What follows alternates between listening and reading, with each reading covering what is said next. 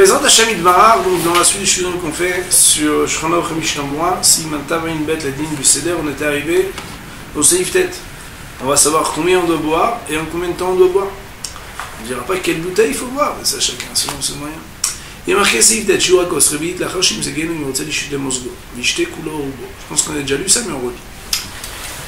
La quantité du verre, donc la mesure du verre qu'on doit boire, c'est revérit. Revérit, ça veut dire un quart de log. On va voir ce que ça veut dire exactement. La Harshim Zegenu, après qu'on l'ait coupé. Entre parenthèses, il le mosgo, s'il veut le couper, sous-entendu, mais s'il ne veut pas le couper, alors il doit boire un revérit, même sans le couper. Et jeter coulo ou il faudra boire tout entier ou bien la majorité. Vous allez voir dans Mishnah Berurah. Veimish bo arbe revérit. Mais s'il y a beaucoup de revérit dedans, c'est-à-dire que c'est un grand verre. Shotim menokop darbne adam, kimien revérit chebo. Pourront boire de ce verre-là autant d'hommes qu'il y a de nombre de révélites. Voyez, Chomrim, il y en a qui disent qu'il faut boire la majeure partie du verre, même s'il comporte plusieurs fois la quantité de révélites. Et donc, il ne sera pas possible de laisser boire quelqu'un d'autre autant de nombre de révélites, sauf si on a déjà bu la majeure partie du verre. Entre parenthèses, on lit le Rambam. Et il y aura une obligation de boire le verre sans laisser une grande interruption, c'est-à-dire du temps, entre les différents verres. Voyons maintenant le Mishnah Berurah. Il y a marqué dans Mishnah Berurah, Seif Katan Kavzain, Revi'id Veshi'uro, Ayel Le'ed Siman Resh Ayin Alef, Seif Katan Sameh Hen Be Mishnah Berurah Sham. Et la quantité de révérit, il faudra regarder plus haut, au Siman Resh Ayin Aleph, donc des lois de Shabbat, au Seif Katan Samehet, dans le Mishnah Berurah. Alors, on va dire, la halachol maïsé, combien c'est un révérit. La halachol maïsé, il faut savoir qu'il y a deux opinions, et d'ailleurs, c'est des machlokot qui sont assez fréquentes entre le Rav Chaim Naeh et le Hazon Ish. Le Rav Chaim Naeh nous dirait que le révérit de nos jours est de 86 cm3. Alors que, donc d'ailleurs on peut s'en rendre parce que c'est la gématrie du mot kos. Kos c'est kaf, c'est 20, samer c'est 60, 60 et 20, 80, et le vav qui est entre le kaf et le samer c'est 6, donc 86. Donc, et d'après le Hazonish, c'est 150 cm3. Ce qui est la gématria de kos hagoun, qui est un peu plus quand même. Maintenant, la halachol maaseh, concernant ce qui est de Horaïta, d'après la Torah.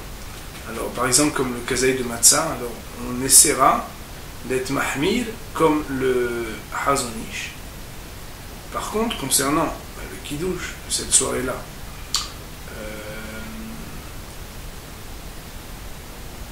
alors, au niveau du kiddush, ça aurait été mieux. Par contre, au niveau des 4 verres de vin, étant donné que c'est que des rabbanan, alors on pourra s'appuyer sur le pion de Rav Chaim Naeh, donc de faire 86 cm3. Ça veut dire que la halakha ou les maaseh, il est mieux le premier verre de boire un verre qui fait 150 cm3, ce qui n'est pas énorme, et d'après la stricte loi, donc pour les verres qui s'appellent pas les verres de kiddush, mais les verres des 4 verres de vin, alors on pourra sans aucun problème s'appuyer sur le pion de Rav Chaim Naeh et donc boire des verres de vin qui font 86 cm3. Dans Mishnah Berurah, Saïf Katan Kaftet, il est marqué, Imrotzel les Mosgo, Rotzel Omar, des Dismanu Shayin Halushim.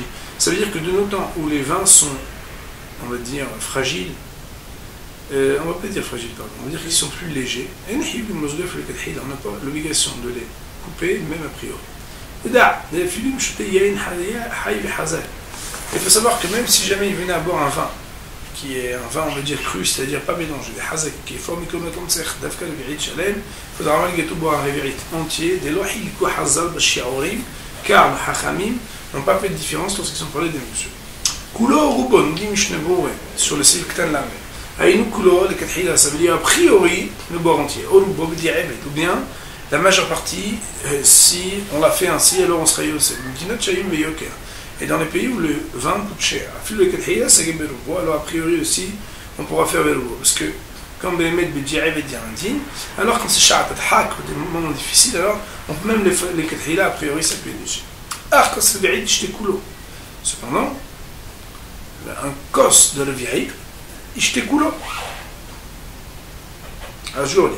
במדינות שהיינו ביוקר אפילו כתחייה סבירובו. אך כוס רביעית ישתקו לו, mais un כוס רביעית, il faudra le boire entier. כדי שיכול לברך ברכה, אחרונה לכולי עלמא.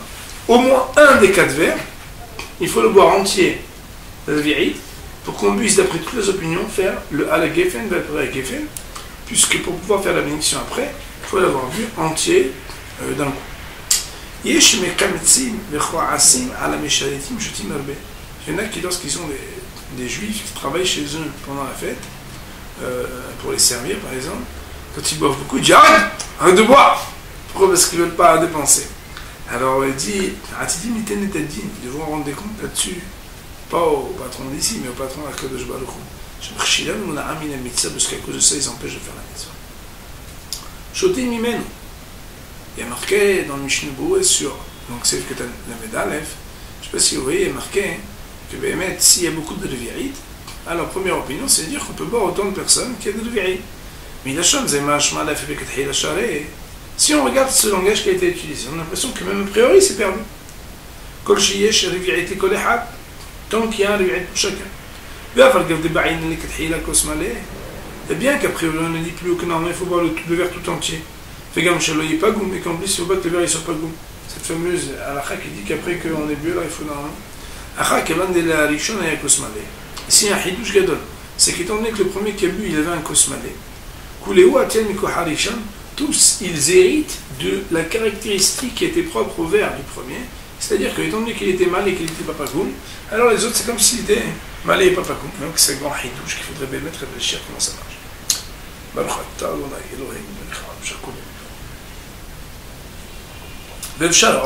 Et c'est possible aussi de dire que le Mehaber Rabbi Yosef Karon, alors qu'ici il vient juste nous dire la stricte loi, qu'est-ce qu'on peut faire. Que Bémet, on peut, si on voulait, être yotzé de 2 verres, mais Bémet, ça ne voudrait pas dire que c'est les 4 hilas. Autrement dit, il y a 2 explications. Soit de dire que Bémet, a priori, c'est comme ça la loi, hein, et qu'il y a le hidouche de dire que tous ils héritent du din du premier. Soit de dire non, Bémet, c'est pas les 4 hilas de les 4 hilas, mais c'est Aïka la din que si jamais on voulait, alors on aurait pu être yotzé. Donc, c'est arrive que tu en avais de Bétémar et qu'il y a le verrier. Selon le nom de la bière, et a posteriori, ça suffirait même si le verre, il ne contenait que le rov de la revi'it du nombre de gens qui ont bu. C'est le Ketal Lamed Gimel, Rabakol, Safinu, etc. Alors, il y avait marqué dans Shulchan Aruch que il y en a qui disent qu'il faut boire la majeure partie du verre, même s'il y a plusieurs revi'it. Ça veut dire quoi? Alors écoutez bien. Bien que d'habitude, d'ordre général, il est suffisant de boire la majeure partie d'un revi'it, même d'un grand verre. Ici, d'après cette opinion, les Ainen Kosot, à propos des verres, des 4 verres de vin, Hamir Tefeh, c'est plus dur et plus rigoureux, de Ba'inen Davkarot Kos, qu'on exige exclusivement et spécifiquement la majeure partie du verre. Et il me lave le yatsa, et sinon il ne serait pas yatsa. Ou les dina, et d'après la halakha, kaimelen, on tient la loi, kedea arishona, comme la première opinion. Mikol makom, cependant, il mène beda'ato l'ishtotarbe, si il n'a pas l'intention de boire beaucoup, loïkah kos gadol, il ne faudra pas utiliser un grand verre. Rak kos shemahazik revi'it, juste un verre qui comporte et qui contient un revi'it, kedela houch le de'azou, afin de pouvoir a priori honorer et craindre cette opinion-ci, c'est-à-dire qu'en un verre, ou lorsque je vais boire, je bois à la fois le rov du verre, à la fois le rov du levirite, et je ne vais pas laisser un grand écart entre ce que j'ai bu et ce que je n'ai pas bu. Dans le Mishnah Berurah sur le Seif Katan, la Meddalet, alors on va expliquer un petit peu. D'abord, il faut savoir, pour comprendre ce Seif, que nous on connaît la loi qui dit que lorsqu'on consomme un aliment, que la Torah le demande, alors on doit le consommer avec une vitesse, c'est-à-dire une quantité sur un temps.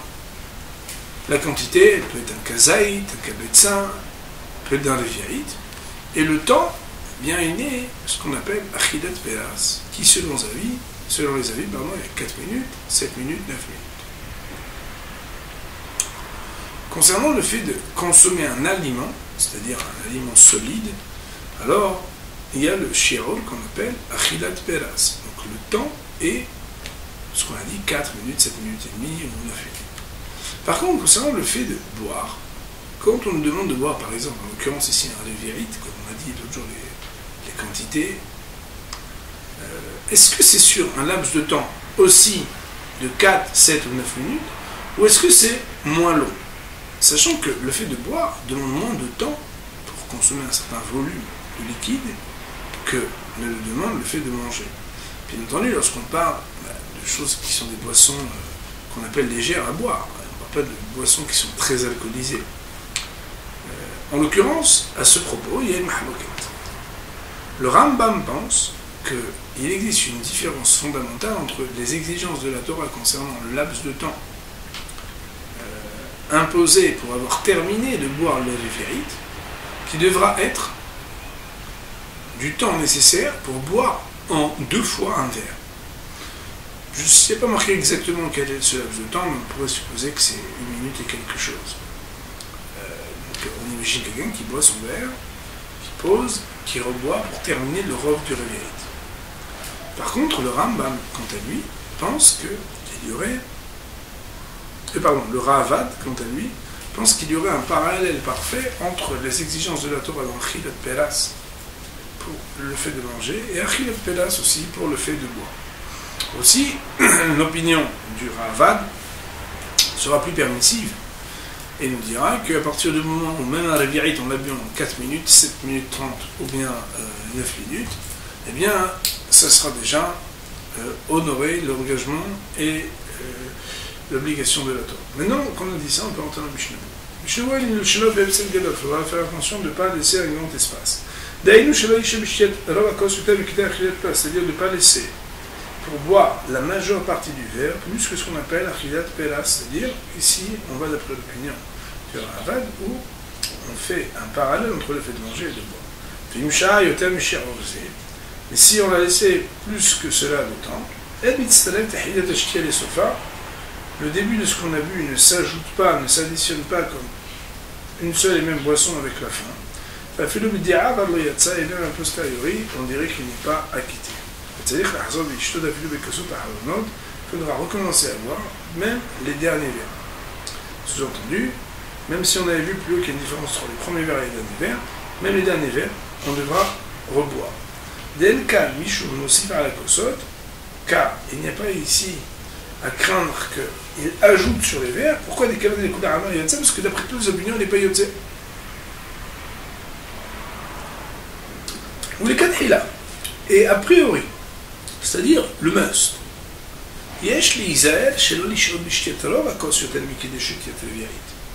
il faudra faire attention, être regardant, à ne pas laisser pour le fait de boire la majeure partie du verre plus que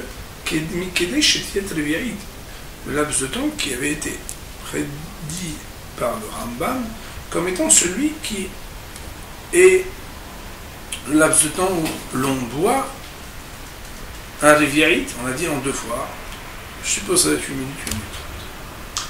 La houche de la Rishona à mes voix, mais c'est m'intéresse, je suis bête, pour craindre l'opinion première citée dans le Shulchan Aruch au Siman Tavei Shutet Yudbet, c'est-à-dire à l'article 612 du Shulchan Aruch Ayin Sham, regardez là-bas. Nous avons dit que c'était l'opinion du Rambam.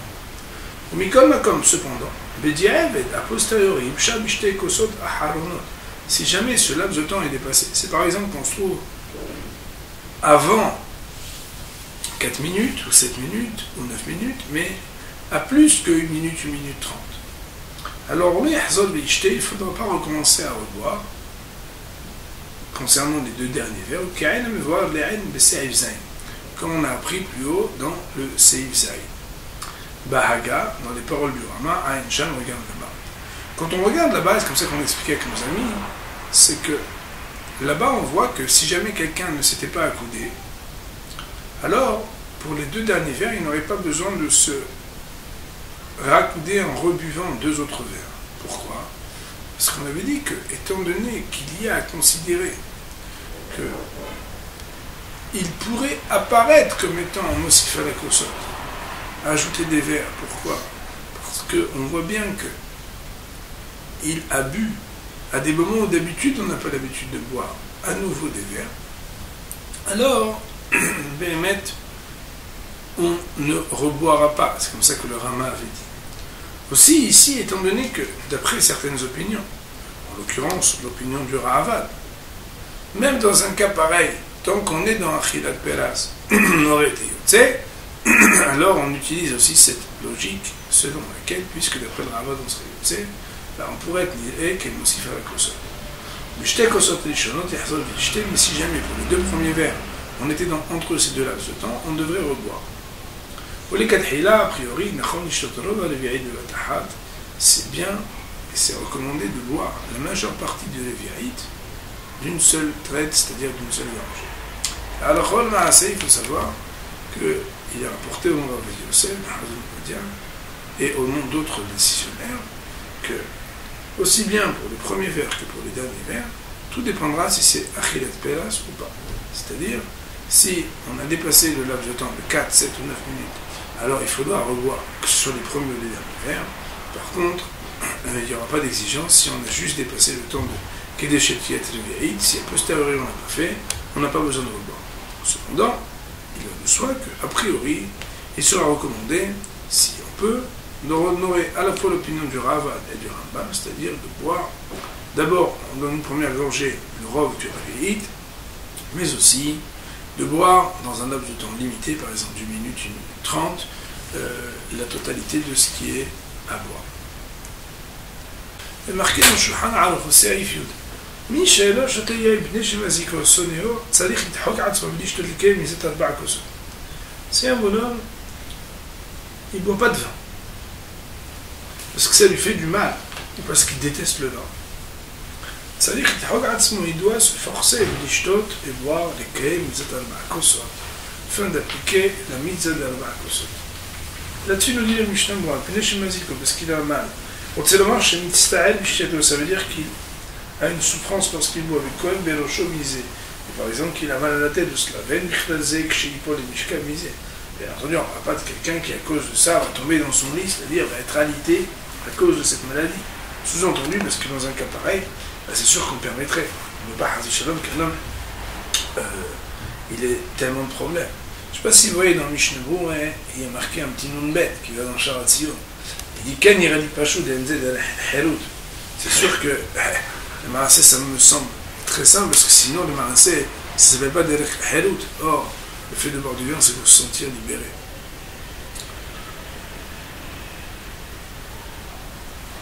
Alors, il est marqué dans la suite Mishnah Berurah, le Kayem Mitzvah, Machem Ken Beshabbatot de Yom Tov. La loi ici n'est pas semblable à celle de Shabbat et de Yom Tov. Où là-bas on peut écouter le kiddush de quelqu'un d'autre et être acquitté par cela. Mais ici, l'obligation incombe à chaque personne. Arba Kosot nous dit le Mishnah Berurah, c'est écrit de la Metzai. Et s'il veut, il peut le couper beaucoup. Cependant, il faut qu'il soit, malgré tout, habilité à ce que l'on récite le kiddush et la bénédiction de Geffen dessus. Une fois, quand on a étudié les lois de Yahin, nous avons étudié en long, en large et en travers. Je vous demande de vous référer au site sur le dernier cours sur les lois du vin dans la Sechet Berachot dans le Gemara. Là-bas, on a expliqué de combien de volumes de vin, d'eau l'un contre l'autre pour pouvoir dire Boré Pelé et Geffen. Nous avions dit d'ailleurs, et c'est très important de savoir que pour les Sfaradim, bon nombre de jus de raisin, par exemple, ne sont pas bons pour faire la bénédiction de Boré Pelé et Geffen. C'est pourquoi il faut qu'il y ait la mention sur les bouteilles que l'on puisse faire Boré Pelé et Geffen, même d'après le Beth Yosef. De cela, on pourrait aussi apprendre donc pour le vin certains volumes. Le Gam Yecholikah Yain Tzimoukim ou Hamal Medina peut aussi prendre Yain Tzimoukim. Yain Tzimoukim, je ne sais pas exactement comment on traduit, mais ça veut dire du vin qui est à base de raisins secs, ou bien on aurait le droit aussi de ce qu'on appelle Hamal Medina. Hamal Medina, ça veut dire la boisson nationale. Autrement dit, il y a des échappatoires pour Shabbat et Yom Tov, ce qu'il n'y a pas pour le soir du Seder.